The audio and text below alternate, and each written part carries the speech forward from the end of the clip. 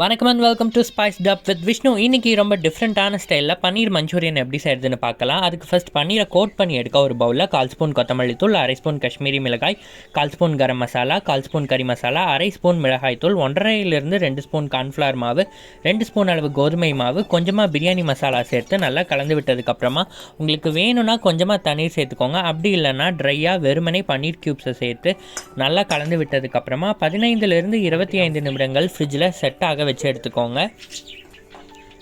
நான் கொஞ்சம் தண்ணீர் சேர்த்துருக்கிறதுனால இந்த மாதிரி பார்த்தீங்கன்னா உங்களுக்கு மிக்ஸ் ஆகிருக்கு. நீங்கள் தண்ணீர் சேர்த்துட்டும் கலக்கலாம், சேர்க்காமையும் கலக்கலாம், அது உங்கள் விருப்பம் தான்.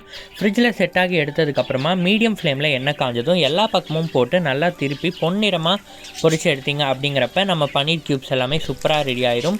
இது கூட உப்பு சேர்க்கணுமான்னு கேட்டிங்கன்னா உப்பு எதுவும் சேர்க்க தேவையில்லை. ஏன்னா நம்ம திருப்பி பார்த்தீங்கன்னா மஞ்சூரியன் கிரேவி செய்யும்போது அதில் உப்பு சேர்ப்போம், அதுவே இதுக்கு கரெக்டாக இருக்கும். இப்போ அதை எண்ணெயிலேருந்து தனியாக எடுத்து வச்சுட்டு ஒரு கடாயை வச்சு அதில் 4 ஸ்பூன் அளவு எண்ணெய் சேர்த்துக்கோங்க.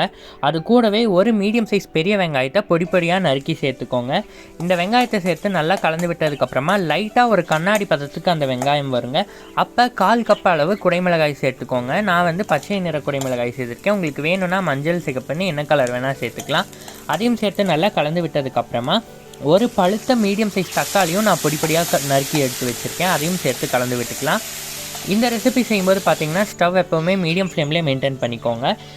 இப்போ இது கூட 1 டீஸ்பூன் மஞ்சள் தூள், தலா 1 ஸ்பூன் கரம் மசாலா, மிளகாய் தூள், கொத்தமல்லி தூள், 1.25 ஸ்பூன் அளவு உப்பும் சேர்த்து நல்லா கலந்து விட்டதுக்கப்புறமா 1 spoon green chilli sauce, 1 spoon red chilli சாஸும் சேர்த்து நல்லா கலந்து விட்டுக்கலாம்.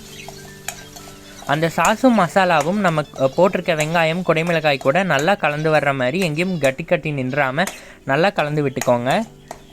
தென் இப்போ இது கூட பார்த்தீங்கன்னா 180 ml தேங்காய் அரைத்த விழுது இருக்கு இல்லைங்களா, அதை சேர்த்துக்கிறேன். அதாவது தேங்காய் பால் கிடையாது, தேங்காய் துண்டுகளும் தண்ணீரும் சேர்த்து அரைச்சி அதை வந்து 180 ml சேர்த்துருக்கேன். அதாவது 180 ml சேர்த்துட்டு நல்லா கலந்து விட்டுக்கலாம். இப்போயுமே பார்த்தீங்கன்னா ஸ்டவ் மீடியம் ஃப்ளேம்லேயே மெயின்டைன் பண்ணிக்கோங்க. இந்த மாதிரி நல்லா கொதித்து வந்ததுக்கப்புறமா உங்களுக்கு வேணும்னா 2 பிஞ்ச் அளவு ஃபுட் கலரும் சேர்த்துக்கலாம். நான் பார்த்தீங்கன்னா 2 இன்ச் அளவு இஞ்சியை நீள்வாக்கிலையும் 5 பல் பூண்டை ரவுண்ட் ரவுண்டாகவும் கட் பண்ணி வச்சுருந்தேன். இதை வந்து ஸ்டார்டிங்கில் எண்ணெய் சேர்த்துட்டு வெங்காயம் சேர்க்கறதுக்கு முன்பாகவே சேர்த்துருக்கணும், நான் சேர்க்க மறந்துட்டேன், அதனால இந்த ஸ்டேட்டில் சேர்த்துருக்கேன். நல்லா கலந்து விட்டது பச்சை வாடை போனதுக்கப்புறமா நம்ம எண்ணெயில் பொரிச்சு வச்சுருந்தோம் இல்லைங்களா பன்னீர் துண்டுகள், அதையும் சேர்த்து நல்லா கலந்து விட்டு மேலே லைட்டாக கருவேப்பிலை அப்படி இல்லைன்னா கொத்தமல்லி புதினா தூவி இறக்குனீங்க அப்படிங்கிறப்ப சூப்பராக டிஃப்ரெண்ட்டான ஸ்டைலில் பன்னீர் மஞ்சூரியன் தயாராகிடும். கண்டிப்பாக நீங்களும் இந்த ரெசிபி ட்ரை பண்ணி பாருங்கள். இதை வந்து பன்னீர் பிரியாணி கூடயோ இல்லை புலாவ் கூடயோ எது கூட வச்சு சாப்பிட்டாலும் சைடிஷாக பயங்கர சூப்பராக இருக்கும்.